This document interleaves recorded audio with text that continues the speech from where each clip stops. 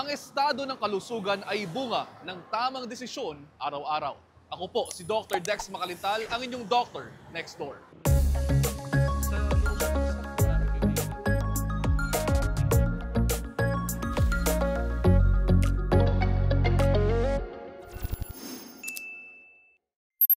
Ang dapat masayang kainan, nauwi sa pagkalason. Ano nga ba ang mga dapat gawin upang food poisoning ay maiwasan? Umusbong na parang kabuti ang iba't ibang food delivery services noong pandemya. Ang negosyanteng si Jeff, pinasok na rin ang industriya at nagsimulang magtinda ng dinakdakan. As in, sobrang lakas talaga nung business namin. Kasi yung pandemic, more on, more on delivery. So, yung mga order nga sa amin, nakakaabot ng Bulacan, ng Cavite, ng Navotas. Yan, halos dito buong Metro Manila kami Ang hindi lubos akalain ni Jeff, ang kanyang kinita sa food business, masisimot dahil sa nakontaminang dinakdakan na kanilang ibinebenta. Lahat kami rito tinamaan, pati yung kapitbahay, pati yung lahat ng umorder nung araw na yon. Sa lahat ng nagkasakit naman nun, ako yung pinakamabilis naka-recover nun. Yun nga lang, yung mga tinamaan na iba, medyo mahirap yung nangyari na ginawa namin kasi binigyan namin ng lahat ng yung pang-check up. Hinala ni Jeff, hindi sariwa ang nabili nilang utak ng baboy na sangkap sa pagluluto. So usually daw kasi pag bumibili siya ng mga rekado, yung mga fresh ang kinukuha niya. So yun daw, bibiyakin daw sa harapan niya yun, tsaka niya kukunin. Yung huli daw na yun, yung binigay sa kanya galing dun sa ref. Kaya yun yung sa tingin namin na pinanggalingan ng contamination nun. Maraming factors na tinatawag or mga risk factors that contributed kung bakit may mga nangyayari ganitong food poisoning cases. So, according to WHO, meron tayong tinatawag na 9 universal risk factors. So, those risk factors kasama dito, for example, yung pagpili pa lang ng mga ingredients, okay, and the water that we use for cooking. Dahil sa nangyari, napilitan si Jeff na wag nang ituloy ang pagbebenta ng dinakdakan. Yun lang, nung nagkaroon ng food poison, nag-stop kami ng konti. Inasikaso muna namin yung mga tinamaan. So, yun, medyo kumbaga yung kinita ng mga nauna, na ubos din doon sa insidente na yun. Higit sa epekto sa negosyo, may peligro sa kalusugan ang food poisoning. Ilan sa mga sintomas ng food poisoning ang diarrhea, pagsusuka, pananakit ng ulo, pananakit ng tiyan at lagnat. Kapag lumala o tumagal ang sintomas, mainam na magpakonsulta na sa doktor. Hindi naman ito ang una at huling beses na nabiktima siya ng food poisoning. Si Jeff kasi, 4 na beses nang nabiktima ng kontaminadong pagkain at inumin. Una niya itong naranasan noong high school siya sa ibinebentang pagkain sa kanilang kantin. May binibentang doon, yung flying saucer na hotdog siya, hotdog sandwich na pinrest na gano'n. So yun, bali marami kaming bumili nun. Siguro hindi lang sa section namin yung nabiktima, halos buong school na biktima kami doon. Yun yung namin. Pag-uwi ko nun, hilong-hilo na ako nun eh. Sobrang nahihilo, tapos suka nun. Hanggang sa hinulog ko na lang yung Nadali rin si Jeff ng free sample ng kape sa isang grocery store. Actually, tinawag ko sa supermarket yun. Pati dun sa may-ari mismo ng coffee, sinasabi nila, wala naman daw ibang nagrereklamo sa kanila, kami lang din daw. Ako hindi talaga ako makabangon nun. Sobrang sakit ng mga joints ko, sobrang sakit ng tiyan, lalo na yung sa ulo, sobrang sakit talaga nun. Nabiktima rin si Jeff nang uminom ng tubig diretso mula sa gripo. Kinagabihan yun, sobrang sakit na rin ng tiyan ko noon. Yun pala, yung tubig pala na yun, dun pala, lang pala siya, hindi malinis talaga. Yung galing lang siya sa, nakaimbak lang, tubig, ulan, tapos may mga, madumi talaga, as in may mga kiti-kiti yung tubig, na ganun. Kasi yun, sobrang sakit talaga. Yun yung, kala ko katapusan ko na yun. Bagaman ilang beses nang nabiktima ng food poisoning, hindi naman binago nito ang relasyon ni Jeff sa pagkain. Mas maingat lamang daw siya at patuloy na inaalagaan ang sarili. May payo naman ang eksperto para maiwasan ang food poisoning. Number one, we have to make sure that the food that we buy, yung mga ingredients pa lang natin are from safe sources. Also, make sure that we keep clean, hindi lang kasangkapan, pati yung ating sarili. So, we wash our hands at all times. And also, dapat yung ating mga kapaligiran dapat malinis. Also, during preparation, dapat, let's say, yung mga hilaw, luto, kahit sa storage pa lang sa grocery, dapat kahit sa palengke, dapat pinaghihiwalay na natin. Kasi yung bacteria nung isa pwedeng pumunta doon sa kabila. So aside from cooking thoroughly, yung sabi natin kanina na lutuing mabuti, dapat pag i-serve mo na yan, i-serve natin kaagad.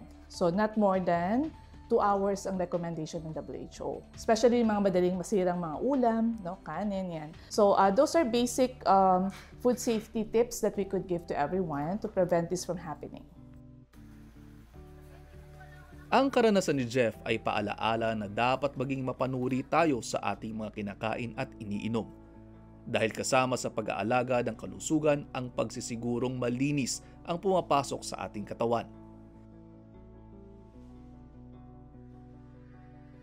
Kapag nakaranas ng sintomas ng food poisoning, uminom ng maraming fluids at electrolytes para maiwasan ang dehydration dulot ng diarrhea at pagsusuka.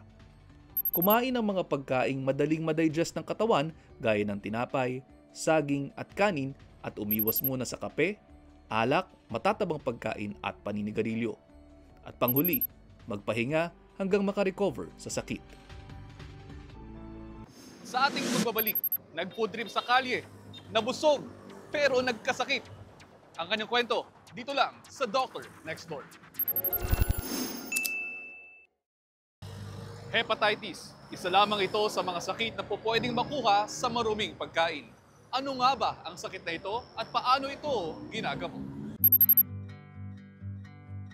Sa kalsadang ito sa Maynila na napapagitnaan ng dalawang universidad, hile-hilera ang mga nagbebenta ng mga pagkaing pamilyar sa panlasang Pinoy.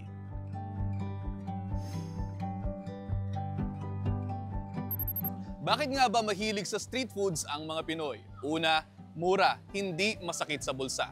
Pangalawa, accessible, nasa tabi-tabi lang. Pangatlo, malasa at talagang nakakatakam. Pero ang tanong, gaano nga ba kaligtas kainin ang mga street foods? Tara, tingnan natin.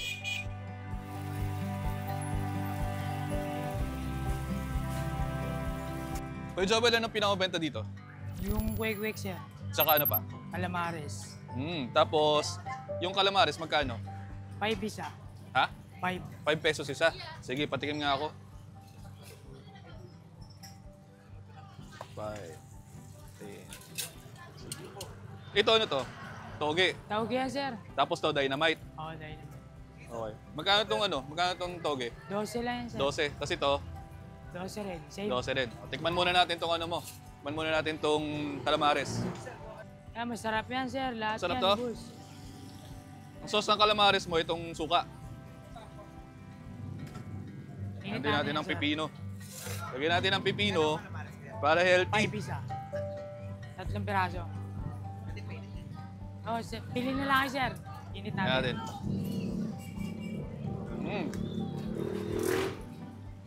Sarap nga. May kolokyal na tawag dito ang mga Pinoy. Hepalane. Mura at masarap pero eat at your own risk, ika nga. Giit ng vendor na si Joel Flores, malinis naman ang kanyang mga tinitinda. Paano mo nasisiguradong malinis yung binibenta mo dito? Yan, sir. Araw-araw nililinis yan, sir. Araw-araw nililinis. Oo. Daan sa suka, nililinis yan, tapos tinatanggalan ng ano. Tapos binibili sa Divisoria. Mamalengke everyday. Araw-araw yun, sir. Si Cheryl Araza, isa sa mga suki ni Kuya Joel. Madalas ka ba dito? Apo, madalas po. Bakit ka madalas kumain ng street food dito? Malapit naman po siya sa, sa school ko, tsaka affordable at hindi po ganun kami. Masarap din po. Si Goldwyn Boliche, may di malilimutang karanasan noong siya'y kolehiyo pa lamang sa mga ganitong klase ng kainan. since college, budget meals. So, you'll do whatever it takes makatipid. Tapos, yung sinisave mo yung allowance mo for, computer, ganyan, ganon.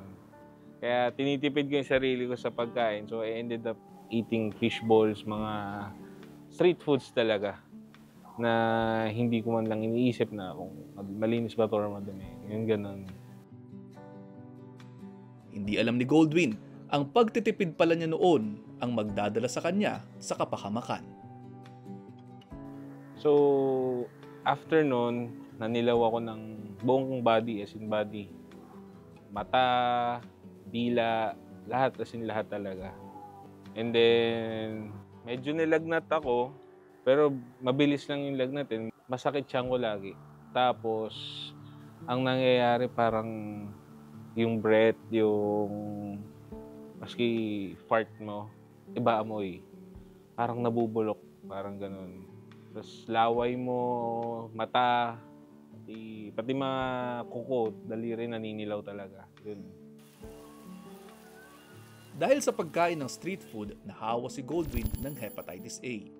Buti na lamang at doktor ang kanyang ina, kaya't natutukan nito ang kanyang paggaling. Hindi ako pinalabas for 1 month.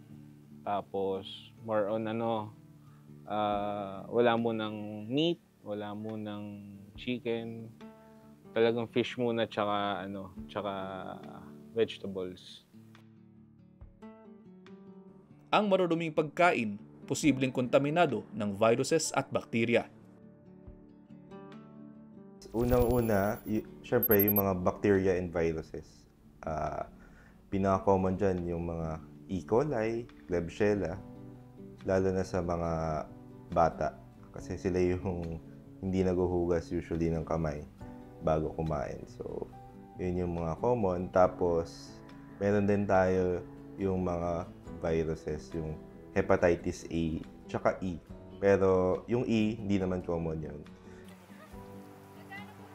Kadalasan, hindi raw agad lumalabas ang sintomas kapag nakakakain ng kontaminado. Depende raw sa viral o bacterial load at lakas ng immune system ng tao ang mararamdamang sintomas. Ano nga ba ang virus na sanhi ng hepatitis A at paano ito ginagamot? So yung hepatitis A, it is caused by hepatitis A virus or picornavirus. May incubation period siya ng mga 2 to 4 weeks.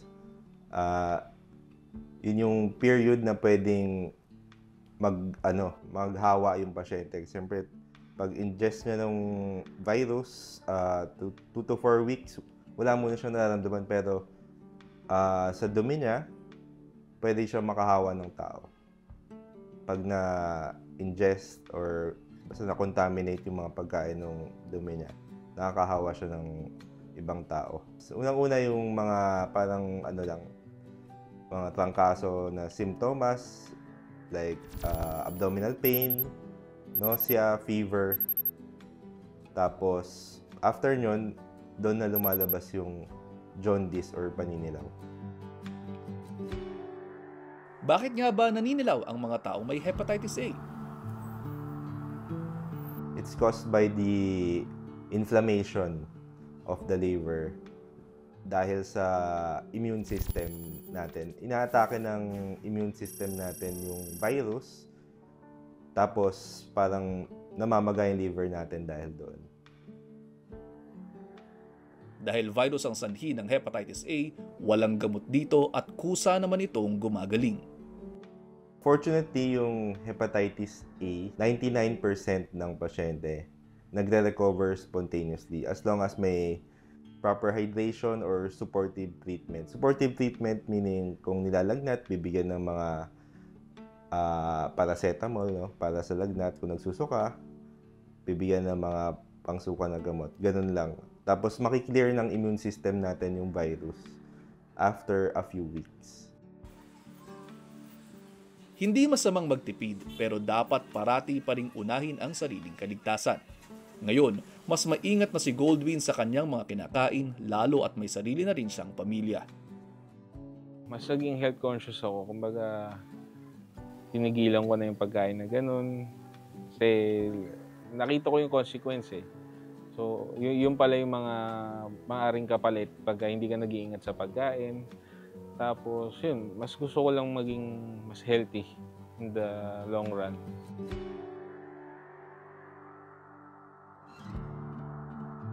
Sa ating pagbabalik, kakasa ka ba sa mga pagkaing exotic o medyo kakaiba? Tutok lang dito sa Doctor Next Door. Sa Lagubang, kuliglig, tipaklong at uod na ginawang chicherya. Mga pagkaing exotic o kakaiba. Sa ganitong klase ng food trip, kakasa ka ba?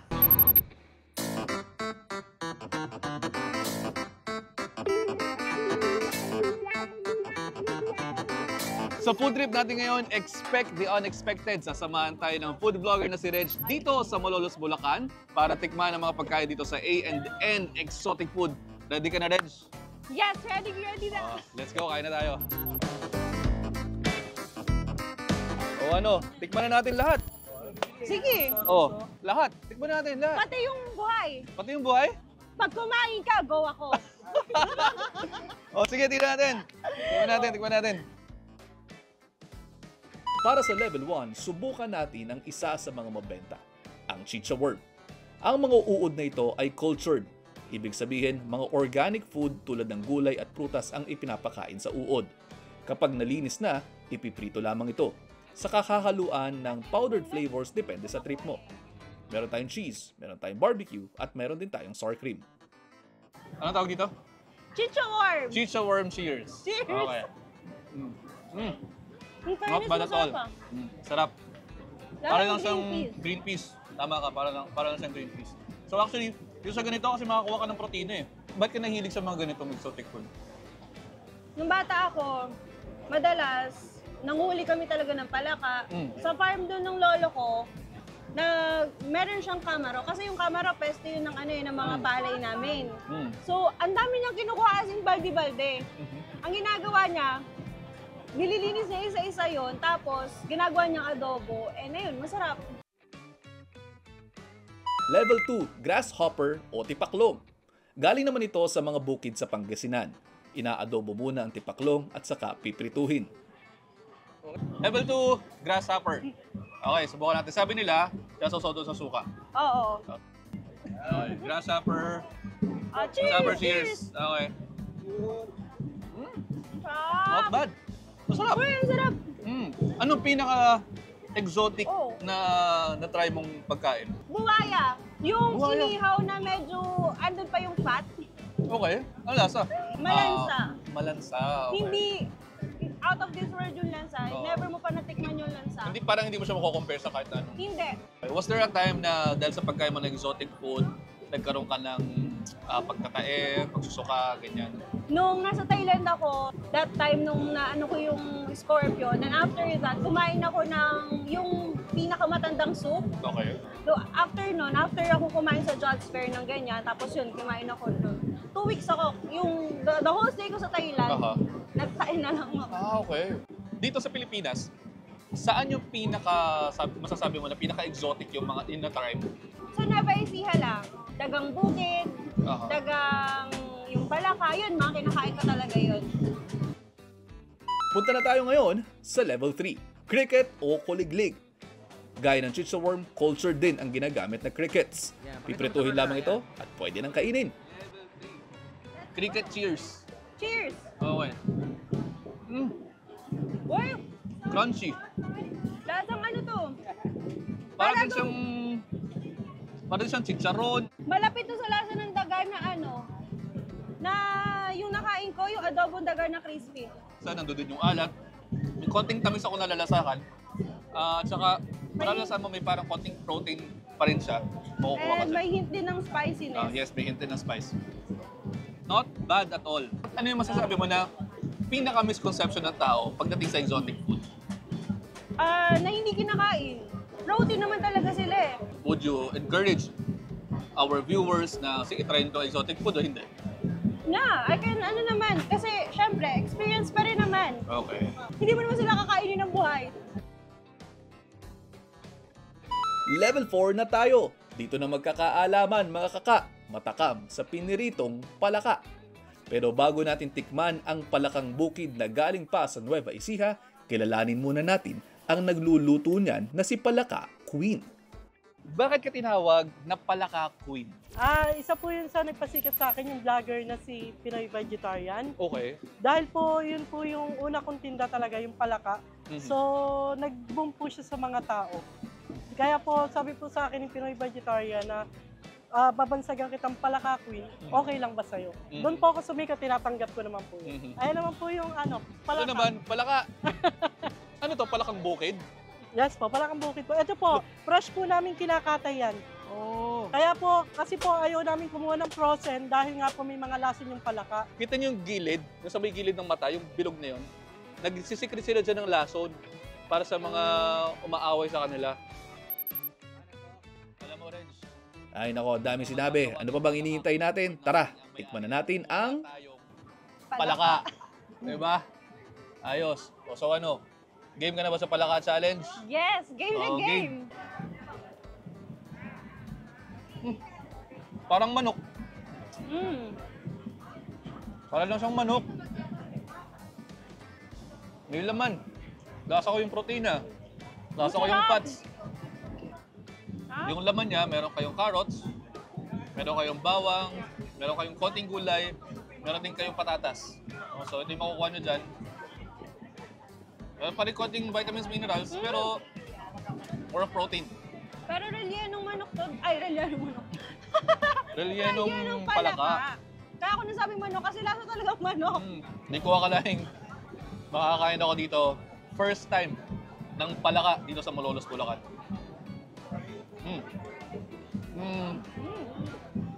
Sarap. Wow! Siguraduhin na natin na malinis yung bibili natin ng pagkain para sigurado din tayo sa kalusugan natin. last exotic food to try? Uok. Cultured at pwedeng kainin ang hilaw o prito. Mukhang creamy in the inside. Exploding with flavors inside your mouth once you eat it. Pero sabi nila, kailangan daw pagka ganito, kakain ka kunyari, nasa gubat ka kung ano man, kasi walang-wala na. Tatanggalin mo daw yung dulo kasi nandoon daw yung dumi. Nararamdaman ko yung insides na eh, oh. So pwede ko na kainin ito ng buo. Bababad mo na sa suka. Ibababad mo na. Okay. Kilawin ako yan, oh. Oo. Ito. Hey God, ano ba itong ginagawa sa buhay mo? Hindi ko rin alam. Katapang katao. Tapang ka ba? Okay, game.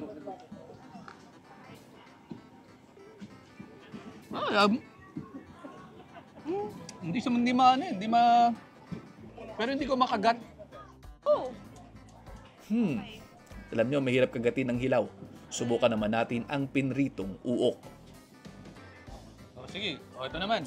Sige. Tignan natin. Ayun, nakakagat. Ayun, sarap. Okay naman yung buhay, pero ang problema lang, mahirap lang siyang nguyain. Pero yung juice na nado doon, okay naman yung lasa. Sa lahat na natikman natin, ano yung pinakamasarap? Palaka pa din. Palaka pa din. Masarap talaga. Kaya nga sinasabi ko rellenong manok o na rellenong manok kasi lasang manok mas masarap pa, tapos may cheese. Bukod sa mga natikman namin, marami pang exotic food na po pwedeng makain sa Pilipinas. Pero ano nga kaya ang pinag-ugatan ng kulturang ito ng mga Pilipino? Sa nakaraan, ang malaking kabuhayan ng mga Pilipino ay pagsasaka, pagbubukid. So pati na ang pagkain, doon nila kinukuha sa kanilang environment. Ang ginagawa ng mga Pilipino, yung tingin nila ay peste sa pananim, halimbawa yung balang o kaya low cost, o kaya ay dagang bukid na kumakain ng kanilang palay, sa halip na basta papatayin, teka, malinis naman to. So, parang dual purpose na tatanggal mo yung peste sa bukid at the same time, meron kang source ng pagkain. Sinisimbolo rin daw nito ang pagiging resourceful o mapamaraan ng mga Pinoy kahit noon pang unang panahon. Isa ring pinapakita nito yung hindi tayo maaksaya. Ang mga Westerners, halimbawa kakain ng isda, itatapon ng ulo, itatapon ng buntot, Samantalang pwede pa naman yung kainin, ano? O kaya mga lamang loob ng baboy, ano, na tayo ginagawa nating isaw, ginagawa nating dinuguan, pati yung dugo. So, walang nasasayang. Pero idagdag din natin sa recent years, dumadanas tayo ng kahirapan sa ating bansa. Dahil sa hindi nila ma-afford yung mga mas mahal na karne, ito ang ginagamit nila bilang pang-araw-araw na pagkain. Ano pa man ang kasaysayan ng mga exotic food sa bansa, pinakamahalaga pa rin ang matiyak na malinis ang mga kinakain para sa ating kalusugan.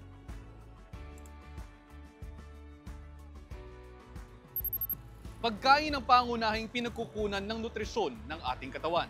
Kaya siguraduhing malusog at ligtas ang kinakain upang kalusugan ay mapangalagaan. Hanggang sa muli, ako po si Dr. Dex Makalintal, ang inyong kaagapay sa kalusugan at ito ang Dr. Next Door.